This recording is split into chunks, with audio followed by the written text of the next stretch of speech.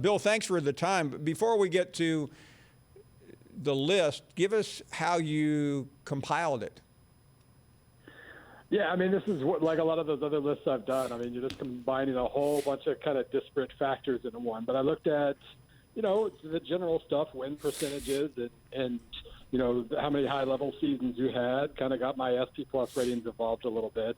But the most interesting part, I think, was trying to adjust to some degree for where you coached, where you accomplished the things you accomplished. So it wasn't simply a list of guys who won a lot of games at the biggest schools, although that was certainly a lot of the list, I guess.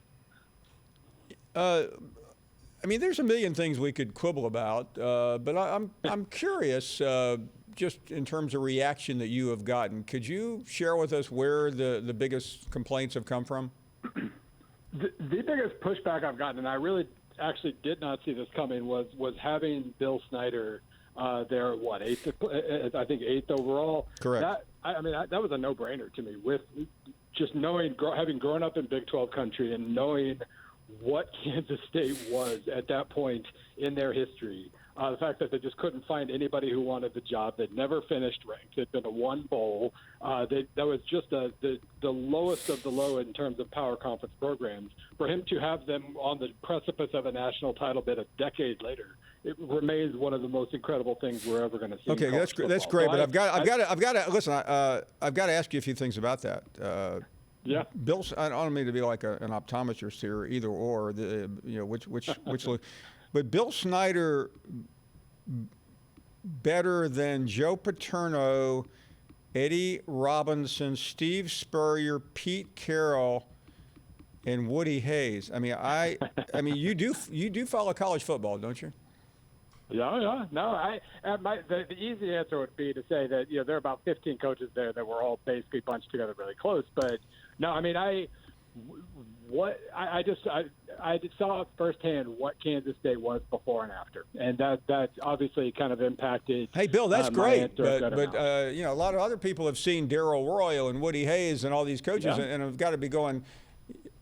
You got to be out of your mind to think that Bill Snyder should be ranked ahead of those. I'm just giving you some anecdotal evidence here. Oh yeah, well aware of people thinking that way, but I'm comfortable with it. The fact that he did it where he did it, as opposed to Texas or Ohio State or USC, I think made up a lot of ground there. Okay, a couple other ones, and Mike Leach at 41. He is ranked ahead of. I'm just going to go through a couple of names here. John Merritt, Vince Dooley, Shug Jordan,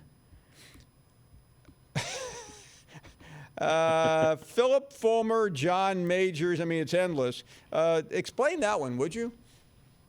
That one was, obviously that was a kind of a leap of faith pick. It kind of went against some of my numbers. I gave people bonus points for influence too. Just the number, knowing the way that the air raid system has changed college football, got him some bonus points there. I mean, yeah, obviously, no conference titles as compared to quite a few, and with the names right behind him, but taking on Texas Tech, like he's at Texas Tech to its best ever decade, had Washington State in the top 10. Obviously, he hasn't done anything at Mississippi State yet, but the influence and the fact that he won a lot of games at lower level schools, so to speak, meant a lot.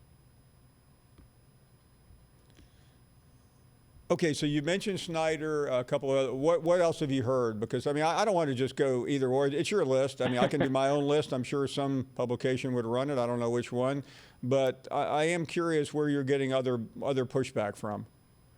Yeah, I think those were, Snyder was the main one. And a lot of it was basically the guys who won a ton of games and championships versus the other ones, the Snyders and Barry Alvarez's of the world. That was certainly a sticking point. But honestly, that was the biggest thing. Paterno at 11 was kind of tricky. Why was it tricky? What do you value? Yeah, I mean, here's where I'm really in trouble with your list. Shug Jordan in the grandstand. I mean, that's your opinion. You didn't see him coach, and you don't. That's fair. He wasn't a Big 12 coach, and obviously you put a high premium on Big 12. But I just, for the life of me, have a hard time as I look at your list. Joe Paterno 11, Yeah. Eddie Robinson 12, Spurrier 13, Pete Carroll 14, and Jim Tressel ranked ahead of Woody Hayes. With Tressel, remember that 1AA wins did count as well, so he had a ton of. I don't care. So that was, I don't care there. if he sold shoes in his spare time. I mean, Woody Hayes is Woody Hayes. I will say with one of the things I didn't realize until I kind of put the list together was I did seem to put a lot of value in the guys who had very few off years. You know, just the ones who, that's how Davos Swinney ended up as high. Urban Meyer never had an off year, so that's how he ended up in the top 5.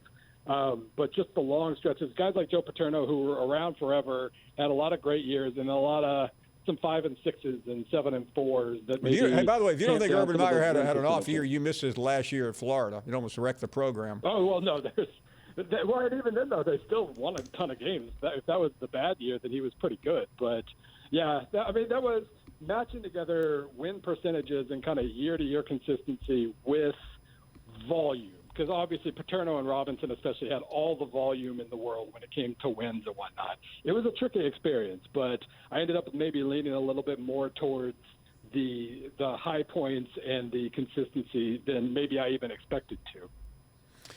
And Bill, listen, I realize you're looking at things through through a specific prism. That's how you put these lists together. And you're always going to get blowback. But you've left me speechless at some of these. I have to tell you. No, I mean this is a hard exercise, and I was comfortable with it, and that's really all you can ask for, because no matter what you do, you're going to tick some people off. So I was comfortable with it. And at the very, very least, this was like my defenders list from a while back where number 1 was obvious enough that it kept me from getting yelled at for that. So that was good. Thanks for watching ESPN on YouTube. For live streaming sports and premium content, subscribe to ESPN+.